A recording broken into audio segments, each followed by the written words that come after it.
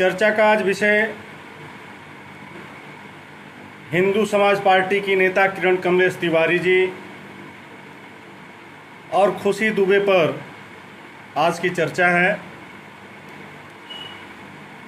आप सभी लोगों से हाथ जोड़ के निवेदन है, बंद करें। खुशी दुबे का प्रकरण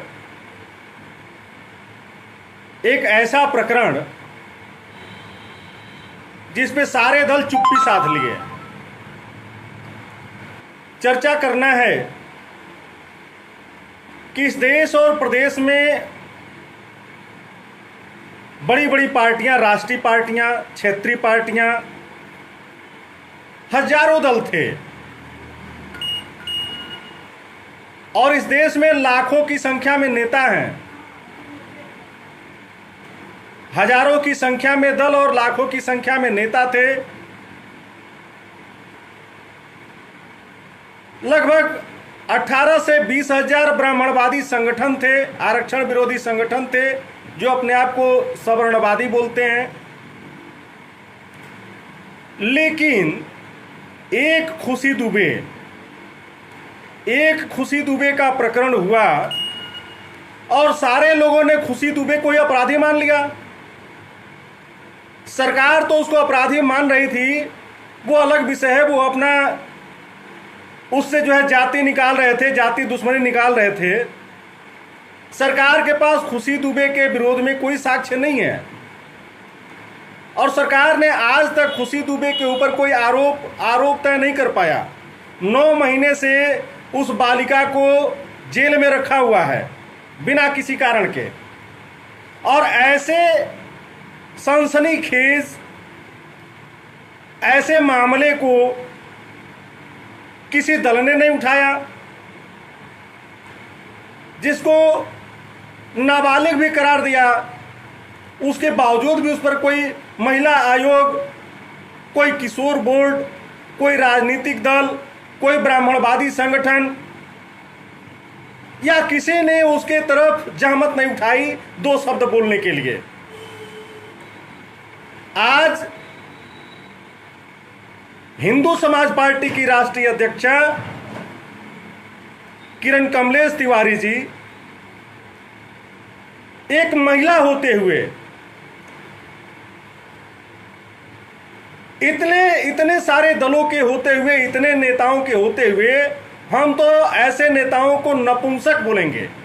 इस नपुंसक समाज के नेताओं के बीच में एक झांसी की रानी अगर मिली तो किरण कमलेश तिवारी मिली। बाकी को हम नपुंसक ही बोल सकते हैं। इनके अंदर इतनी क्षमता नहीं थी, इतना साहस नहीं था। ये डरपोक किस्म के नेता एक बेकसूर लड़की को, जिसका कोई अपराध नहीं है, कोई कसूर नहीं है, उसकी आवाज नहीं बन सके, उससे कोई मिलने नहीं जा सका, उसकी कोई बात नहीं कर सका, उसके न्याय की कोई बात नहीं कर सका, उसका कोई दुख नहीं समझ सका। ऐसे में एक शेरनी की तरह से दहाड़ मारते हुए प्रशासन के द्वारा बार बार रोके जाने के बावजूद भी किरण कमलेश तिवारी खुशी दुबे से मिलने पहुंचती है हॉस्पिटल में। वहां भी प्रशासन उनसे मिलने नहीं देता है। जिद पर अड़ी महिला अपने साहस के बल पर खुशी दुबे से मिलती है, उनकी आंसुओं को पोंछती हैं। खुशी दुबे का दुख अपना दुख समझती हैं। एक महिला की पीड़ा एक महिला ने समझा और उनके न्याय की लड़ाई लड़ने के लिए कमर कस दिया। इस नपुंसक समाज को सोचना चाहिए, विचार करना चाहिए, किस बेस पर वो समाज का प्रतिनिधित्व करते हैं। जब आप समाज के ऊपर हो रहे अत्याचार, समाज के लोगों के ऊपर हो रहे उत्पीड़न, आप उनका आवाज नहीं बन सकते हैं, तो आपको उनका रहनुमा होने, उनका नेता होने, कहलाने का हक आपको नहीं है। आज एकमात्र किरण कमलेश तिवारी जी आशा की किरण दिखाई दे रही हैं इस घोर जातिवादी सरकार में, जिस सरकार के पास न कोई नियम है, न कोई कानून है। इस तानाशाही सरकार में एकमात्र आशा की किरण हिंदू समाज पार्टी दिखाई दे रही है और उसकी नेता किरण कमलेश तिवारी दिखाई दे रही हैं। मैं समर्थ समाज के लोगों से, ब्राह्मण समाज के लोगों से और हिंदू समाज के लोगों से मैं निवेदन करना चाहता हूं, अपील करना चाहता हूं, ईश्वर न करे आपके ऊपर कभी ऐसी विपदा आए, ऐसी कभी कोई परेशानी आए, लेकिन समाज के लोगों, ऐसी विपदा अगर आएगी तो आपके साथ भी ये नेता लोग यही करेंगे जैसा खुशी दुबे के साथ हुआ। आज अगर एक शेरनी खड़ी है तो एकमात्र किरण कमलेश तिवारी खड़ी है। उनके साहस को मैं सलाम करता हूं, नमस्कार करता हूं, बारंबार धन्यवाद देता हूं। ईश्वर आपको इतनी ताकत प्रदान करें, इतना हौसला प्रदान करे कि आप ये लड़ाई लड़ सकें, खुशी दुबे को न्याय मिले और इस नपुंसक समाज के मुंह पर एक करारा जोरदार तमाचा लगे। जिस मुद्दे को ये लोग उठाने से कांपते थे, डरते थे, इनकी पतलूनें ढीली हो जाती थीं, उस मुद्दे को एक महिला ने उठाया है साहस करके। उसके साहस को धन्यवाद देना है। ऐसी साहसी महिलाएं वीरांगना लक्ष्मीबाई की तरह से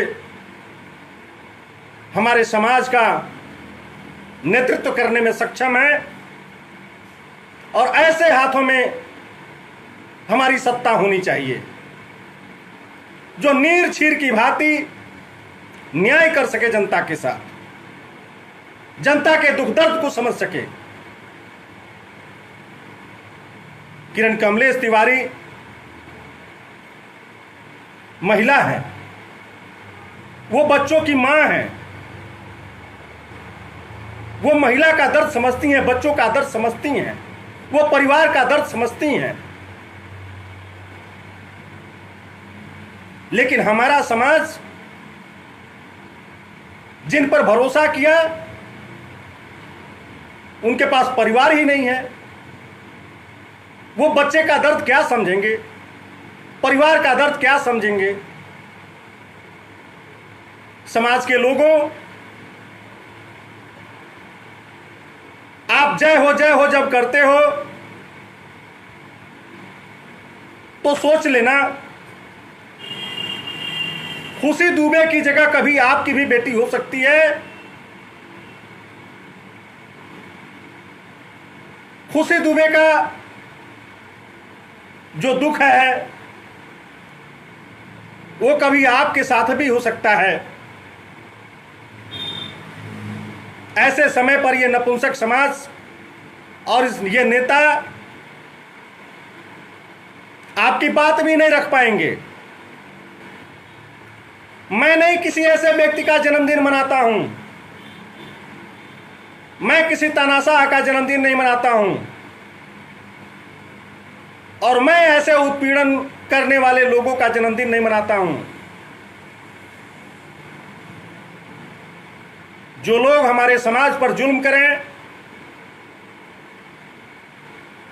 जो हमारे समाज की पीड़ा को न समझ सकें, मैं उनका जन्मदिन नहीं मनाता हूं।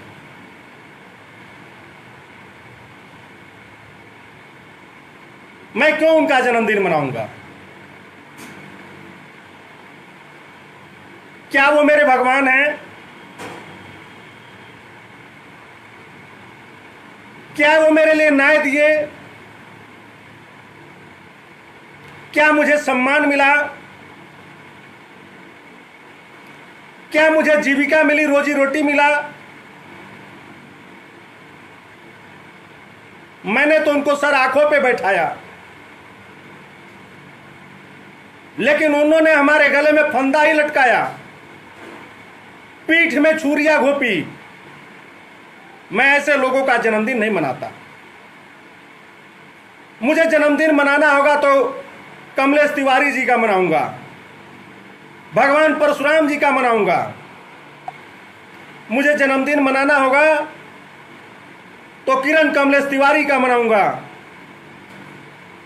जिन्होंने साहस करके एक अबला नारी का, जिसका उत्पीड़न हो रहा था, न्याय दिलाने के लिए ठाना। मैं ऐसे किरण कमलेश तिवारी का जन्मदिन मनाऊंगा। मुझे जन्मदिन मनाना होगा तो मैं यति नरसिम्हानंद सरस्वती का जन्मदिन मनाऊंगा, जो हम हिंदुओं में साहस बरतते हैं। मुझे जन्मदिन मनाना होगा तो गौरव गोस्वामी का मनाऊंगा।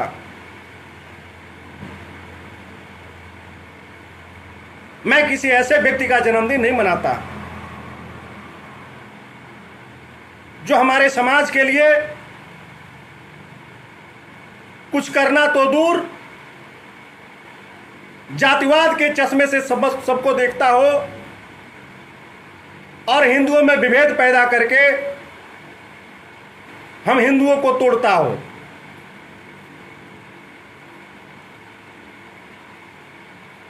हम हिंदुओं की सुरक्षा के लिए सिर्फ और सिर्फ एकमात्र हिंदू समाज पार्टी आज खड़ी है,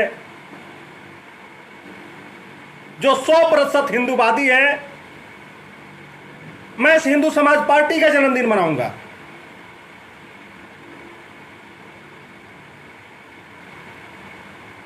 उत्तर प्रदेश के इस बड़े राज्य में क्या एक भी दल, एक भी नेता ऐसा था जिसने खुशी दुबे का प्रकरण उठाया?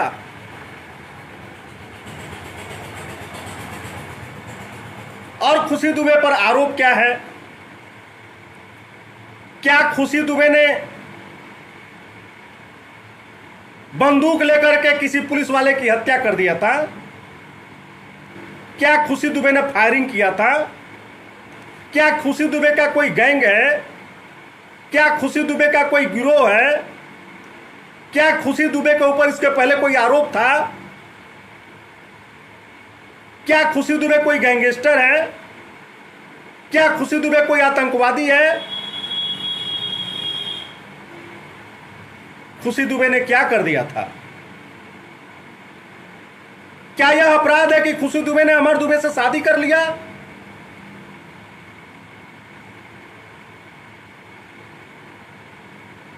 मानते हैं अमर दुबे अपराधी रहे होंगे, मुझे नहीं मालूम है, मानता हूं कि अमर दुबे अपराधी रहे होंगे, लेकिन क्या एक अपराधी की पत्नी हो जाना उसका भी गुनाह है?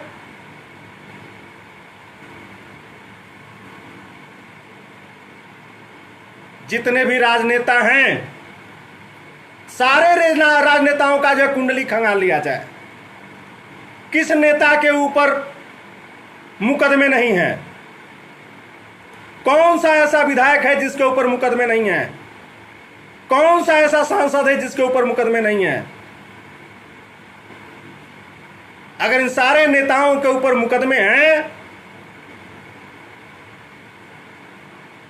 तो उनकी पत्नियां जेल में क्यों नहीं हैं? इन सारे नेताओं को भी जेल में डालो और उनकी पत्नियों को भी जेल में डालो, और तब खुशी दुबे को जेल में डालो, हम कोई सवाल नहीं उठाएंगे। लेकिन केवल खुशी दुबे को जेल में डालोगे और बाकी सारे नेता हत्या, बलात्कार, लूट करके बैठे हुए हैं और उनको सदन में बैठाओगे, उनको सम्मान दोगे, उनकी पत्नियां घर में ऐश से बैठेंगी और खुशी दुबे जेल में बैठेगी सिर्फ इसलिए कि वो एक ब्राह्मण की लड़की है? क्या पैमाना है आपका? खुशी दुबे के ऊपर क्या आरोप है? ब्राह्मण समाज के लोगों, अपनी आंखें खोल लो। समस्त हिंदू समाज के लोगों, आंखें खोल लो और देखो कितना जातिवाद फैला हुआ है इस देश में। और ये जातिवादी सरकार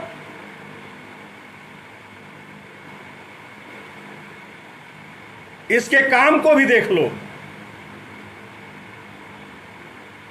कमलेश तिवारी की हत्या होती है।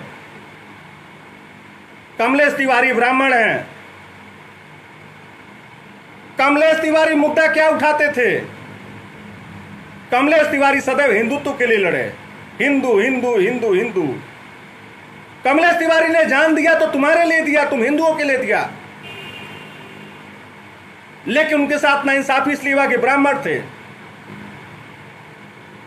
उनकी हत्या इसलिए हुई कि वो हिंदुवादी बात उठाते थे।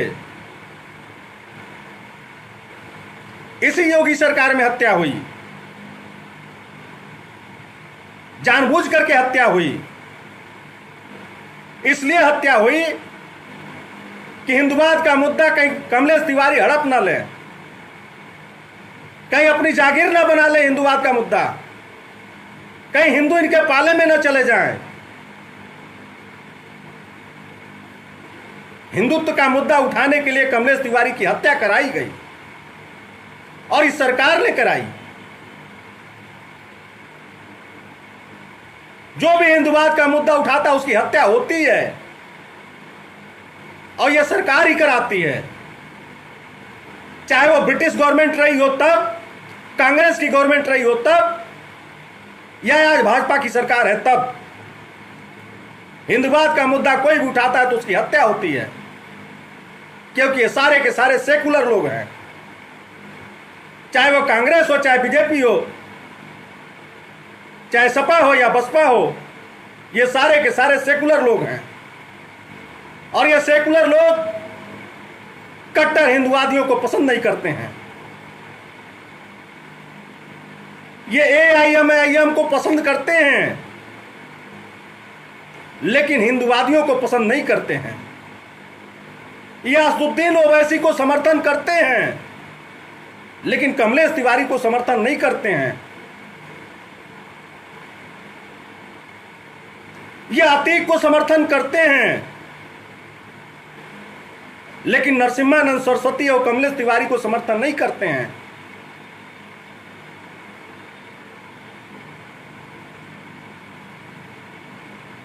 ये तबलीगी जमात को समर्थन करते हैं, लेकिन हिंदू समाज पार्टी का समर्थन नहीं करते हैं।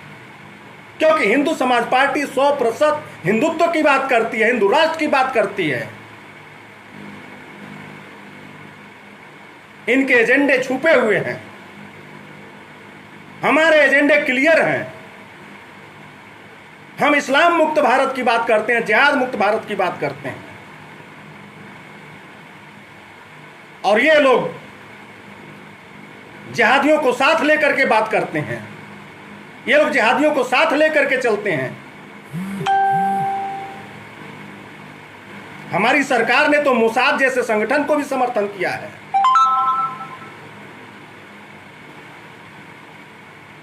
भारत सरकार ने इजराइल का समर्थन नहीं किया, फलस्तीन का समर्थन किया। फलस्तीन से जो लड़ रहा था वो मोसाद था। मोसाद आतंकवादी संगठन है। मोसाद इस्लामिक चरमपंथियों का संगठन है। सरकार ने मोसाद का समर्थन किया। इजराइल यहूदी संगठन है, यहूदी देश है, वो हिंदुवादियों को समर्थन करता है। सरकार ने इजराइल को समर्थन नहीं किया, वो हिंदुवादियों को समर्थन नहीं करती है। सरकार नहीं चाहती है कि हिंदुवादियों का समर्थन करें। सरकार अगर हिंदुवादियों का समर्थन करती तो धारा 30 और 30A को समाप्त कर देती। संविधान में स्पष्ट रूप से लिखा हुआ है हमारा संविधान पावर देता है। इस्लामिक लोग अपना शरीयत कानून पढ़ा सकते हैं, कुरान पढ़ा सकते हैं, लेकिन हम हिंदू लोग कभी गीता और रामायण स्कूलों में नहीं पढ़ा सकते हैं। सरकार उनका समर्थन करती है। प्रधानमंत्री नरेंद्र मोदी जी पहली बार जब चुन करके गए और सदन की चौखट को चूमे, उसके तीसरे दिन उन्होंने देश के मुसलमानों के 56 फिरकों को एक सम्मेलन बुला करके एक किया।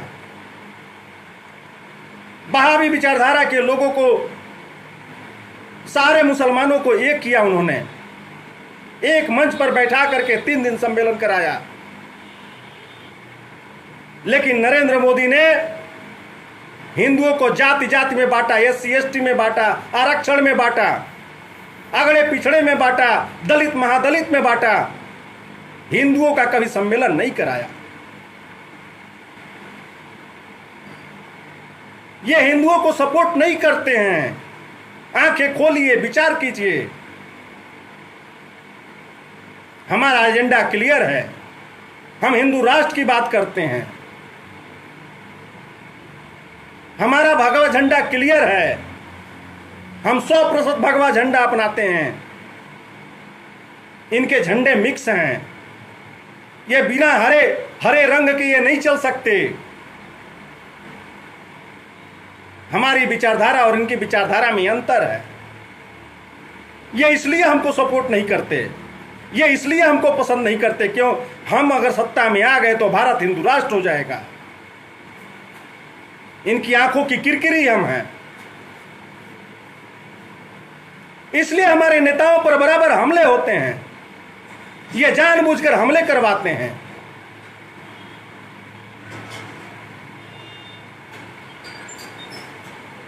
चाहे वो आतंकवादी संगठन हो, चाहे वो जिहादी संगठन हो,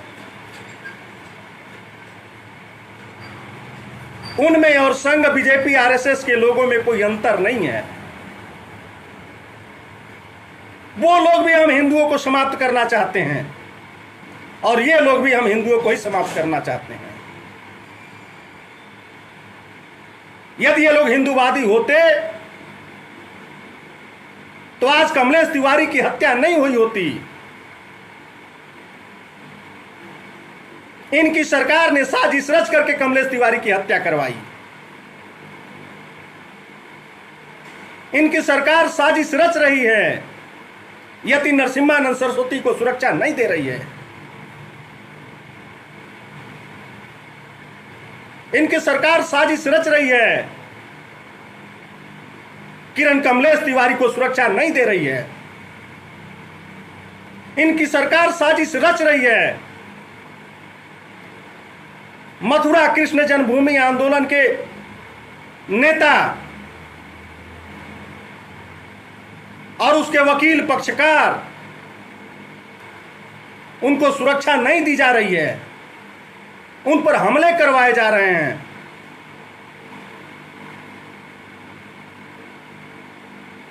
सरकार की मंशा स्पष्ट है। यह सरकार सेकुलर है। भारतीय जनता पार्टी सेकुलर है। संघ सेकुलर है। कांग्रेस भी सेकुलर थी, बीजेपी भी सेकुलर है। आप हो कहां भैया? विचार आपका कहां है? आंखें खोलिए। आपने एक कांग्रेस को हटाया, दूसरे कांग्रेस को बैठा दिया है। जो आज सेकुलर है वो कल का इस्लामिक होगा। जो आज सेकुलर है कल वो इस्लाम ग्रहण करेगा और वही इस्लामिक जिहादी कल हमारी हत्या करेंगे। वही इस्लामिक जिहादी कल जिहाद फैलाएंगे। एक एक हिंदुओं को चुन चुन करके मारेंगे। वक्त है अभी, समझ जाओ। विचार करो आप लोग। जो 100% हिंदुत्व की बात करता है, उसकी हत्याएं क्यों हो रही हैं, उनको सुरक्षा क्यों नहीं दी जा रही है? सरकार के मन में खोट है, इन सारे दलों में खोट है। ये सारे दल एक हो जाते हैं। कमलेश तिवारी की हत्या हुई, क्या किसी दल ने सवाल उठाया? चाहे वो सपा हो, बसपा हो, कांग्रेस हो, भाजपा हो, किसी ने सवाल उठाया? एक कुत्ते की मौत हो जाती है सड़क पे, सारे बिलबिला उठते हैं, सारे मीडिया चैनल बिलबिला उठते हैं, सारे नेता बिलबिला उठते हैं, राष्ट्रीय मुद्दा बन जाता है बस का। महीनों महीनों दिन तक जो है मुद्दा चलता है वही। क्या कमलेश तिवारी के लिए किसी ने आवाज उठाया? किसी पार्टी ने, किसी नेता ने आवाज उठाया? क्या इन्होंने नहीं देखा कमलेश तिवारी की हत्या दिन दहाड़े हुई थी? ये सरकार सीबीआई जांच से भाग रही है। क्यों नहीं जांच करवाती है सीबीआई से? क्योंकि हत्यारे इनके गुर्गे थे, इनके प्लांट किए हुए गुर्गे थे। ये कमलेश तिवारी को जानबूझ करके रास्ते से हटाए, क्योंकि हिंदू समाज पार्टी से जुड़ रहा था। हिंदू समाज पार्टी की ताकत बढ़ रही थी और इनकी परेशानी बढ़ती जा रही थी। अपनी परेशानी को मिटाने के लिए इन्होंने कमलेश तिवारी को मिटा दिया, लेकिन ये भूल गए एक कमलेश तिवारी को ये रास्ते से हटाए हैं और 1000 कमलेश तिवारी आज खड़े हैं। इन जिहादियों को जब तक हम लोग भारत से भगा नहीं देंगे, तब तक हम लोग चैन से बैठने वाले नहीं हैं। कमलेश तिवारी का बदला लिया जाएगा। अगर हम लोग परशुराम वंशज हैं, हमारी रगों में परशुराम जी का खून दौड़ रहा है, तो कमलेश तिवारी का बदला लिया जाएगा। और जितने भी गद्दार शामिल हैं उसमें, सारे गद्दारों को बेनकाब किया जाएगा। 2022 में आप लोगों की कृपा रही। 2022 में हिंदू समाज पार्टी की सरकार बनेगी।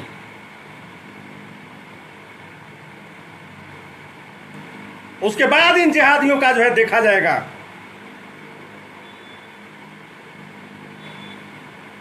ये जितने गद्दार छुपे हुए भेड़िए हैं हिंदू के रूप में, इन गद्दारों को भी देखा जाएगा।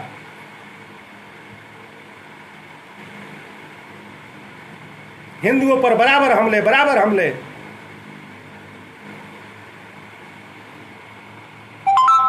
हिंदुओं की सुरक्षा लेके क्या हुआ?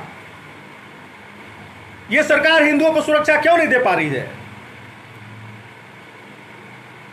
इनके मन में खोट है।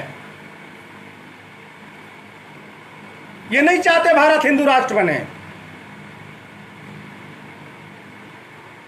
ये कभी हिंदुओं का भला चाहे ही नहीं। ये धीरे धीरे धीरे धीरे करके हिंदुओं का धर्मांतरण करवा रहे हैं। जब तक कांग्रेस रही, कांग्रेस ने ईसाईयत को बढ़ावा दिया। समूचा दक्षिण भारत और पूर्वोत्तर भारत ईसाई बन गया। वो जितने ईसाई बने सब हिंदू ही तो थे। आज कन्वर्टेड ईसाई बन गए। हिंदुओं को कमजोर किया गया, हिंदुओं की संख्या कम हुई। उसके बाद कांग्रेस का दूसरा रूप भारतीय जनता पार्टी आई। भारतीय जनता पार्टी ने भी उसी एजेंडे को आगे बढ़ाया। उसने हिंदुओं का इस्लाम में परिवर्तन कराया। ये इस्लामिक लोग इस भारतीय जनता पार्टी में सबसे ज्यादा सक्रिय रहे। तबलीगी जमात का सरगना इनकी आंखों के सामने ही ओझल हो गया, लेकिन ये पकड़ नहीं सके। धर्मांतरण का इतना बड़ा खेल इनके कलेजे के पास बैठ करके दिल्ली जैसे महानगर में राष्ट्रीय राजधानी क्षेत्र है, तबलीगी जमात का वहां ऑफिस है, हेड ऑफिस है, पूरी दुनिया से वहां इस्लाम को फैलाया जाता है, हिंदुओं का धर्मांतरण वहां से कराया जाता है। क्या यह सरकार कुछ कर पाई?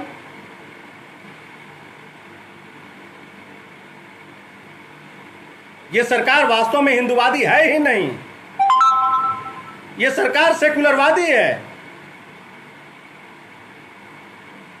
यह कांग्रेस का दूसरा रूप है। हमारे आंखों पर पर्दा पड़ा हुआ है, हम इसको समझ नहीं पा रहे हैं। गहराई से अध्ययन कीजिए, पता चलेगा इस सरकार ने जितना हिंदुओं का नुकसान किया है, इतना तो औरंगजेब ने भी हिंदुओं का नुकसान नहीं किया था। जितने मंदिर इस सरकार में गिराए गए, धर्म का नाश, धर्म का उपहास जितना इस सरकार में हुआ, अब तक कभी नहीं हुआ था। एक मुश्त बनारस में सड़क निर्माण के नाम पर, कॉरिडोर निर्माण के नाम पर जो ऐतिहासिक मंदिर थे उनको तोड़ा गया। अयोध्या के 400 मंदिरों पर तलवार लटकी हुई है, कुछ टूट चुके हैं।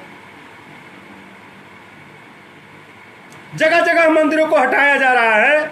दिल्ली जैसे शहर में हर कॉलोनियों में मंदिरों को तोड़ा जा रहा है। पश्चिमी उत्तर प्रदेश में हर जिलों में मंदिरों को तोड़ा जा रहा है, और लखनऊ जैसे शहर में इनकी नाक के नीचे आए दिन मंदिरों को तोड़ा जा रहा है, और सरकार तोड़वा रही है। ऐसा भी नहीं है कि कोई गैर विधर्मी उन मंदिरों को तोड़ रहा है, यह सरकार तोड़वा रही है।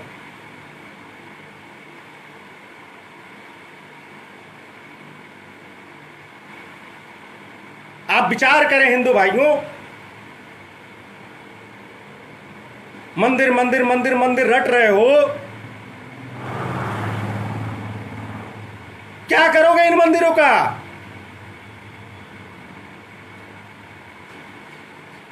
मंदिर अगर बन भी गया तो क्या करोगे इन मंदिरों का? क्या इनको सुरक्षित रख पाओगे आप? जहादियों की संख्या प्रतिवर्ष 2% की दर से बढ़ रही है, और आपकी संख्या 1.75 दर की औसत से प्रतिवर्ष कम हो रही है। दोनों का डिफरेंस मिलाइए, 3.75% का डिफरेंस है। अगर 10 वर्षों में ऐसे ही वृद्धि चलती रही, डिफरेंस चलता रहा, क्या कर लोगे मंदिरों का? यह 32% की आबादी जो जिहादियों की है, एक्चुअल रिपोर्ट है 32%।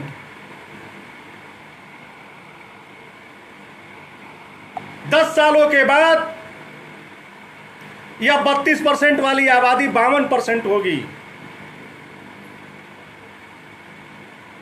क्या कर लोगे आप?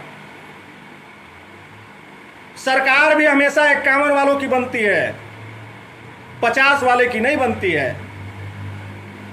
जिस दिन ये जिहादी 52% हो जाएंगे, न आपकी सत्ता रहेगी, न आपकी सरकार रहेगी, न आपका संविधान रहेगा, न आपका धर्म रहेगा, न आपका मंदिर बचेगा। क्या कर पाएंगे आप? आज आप सपा बसपा भाजपा कांग्रेस कर रहे हो, क्या इसका बेनिफिट आपको मिलेगा? केवल 1 से 2 चुनाव और होंगे। इन 1-2 चुनाव में केवल आप जितना खेल खेलना हो खेल लीजिए। उसके बाद से इस देश में अगर आज भी अगर नहीं सुधरे तो इस देश में शरीयत कानून लागू होगा और पूर्ण रूप से इस्लामिक राष्ट्र हो जाएगा। क्या करोगे आप? फिर ना कोई आरक्षण की लड़ाई रहेगी, ना फिर किसी जात की लड़ाई रहेगी, ना किसी अगड़े पिछड़े की लड़ाई रहेगी, ना किसी हिंदू की लड़ाई रहेगी। उस समय आपको सिर्फ मरना होगा, कटना होगा, जिल्लत की जिंदगी जीना होगा और आपको इस्लाम अपनाना ही पड़ेगा। क्या कर लोगे आप उस समय? षड्यंत्र बहुत तगड़ा है।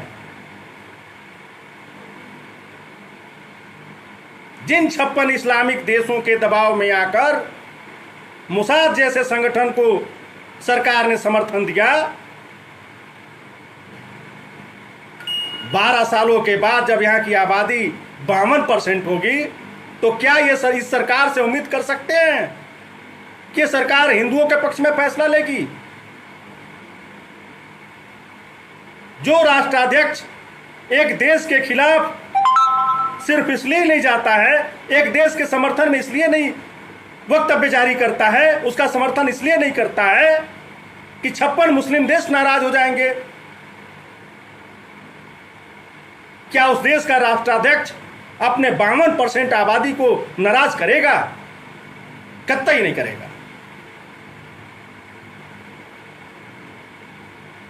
विचार आपको इस विषय पर करना है। आज अगर हिंदुत्व की लड़ाई लड़ रही है तो किरण कमलेश तिवारी लड़ रही हैं। असली हिंदूवादी हिंदू समाज पार्टी है। असली हिंदूवादी नेता किरण कमलेश तिवारी हैं।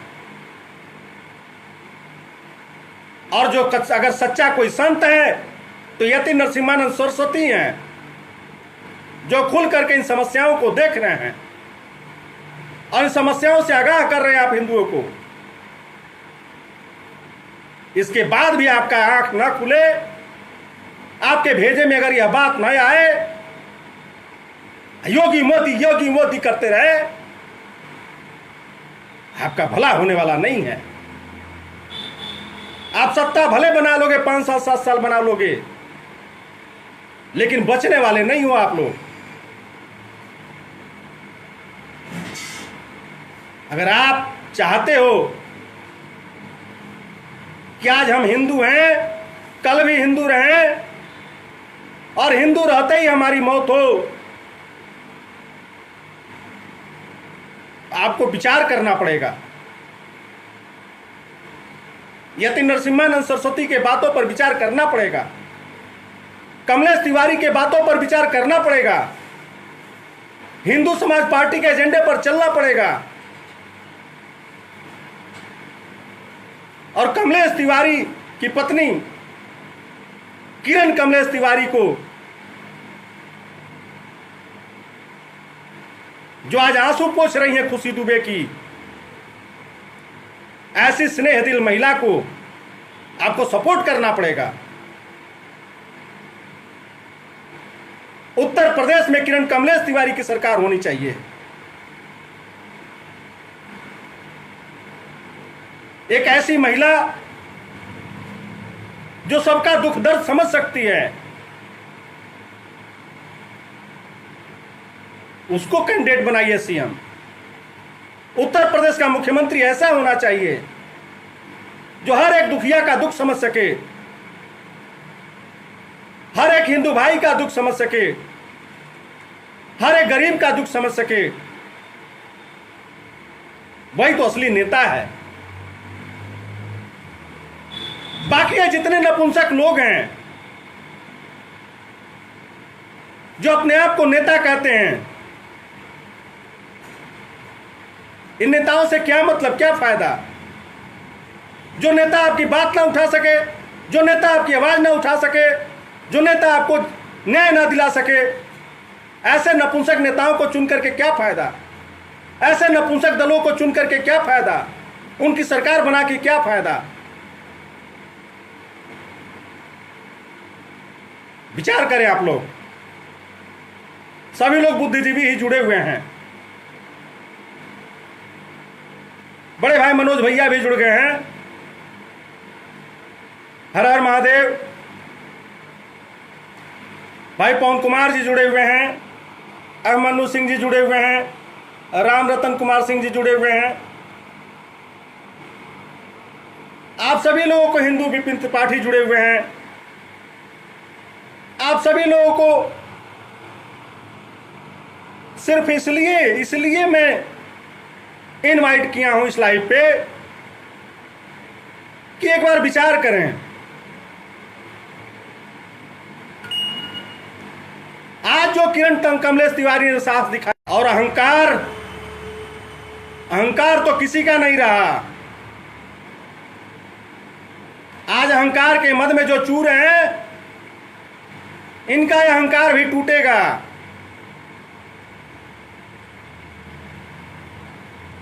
जनता जाग रही है, समझ रही है। आप जनता को मूर्ख कब तक बनाओगे? जनता आप सब धीरे धीरे समझ रही है, जाग रही है। तो कहना इतना ही है, आप सभी लोग विचार करें।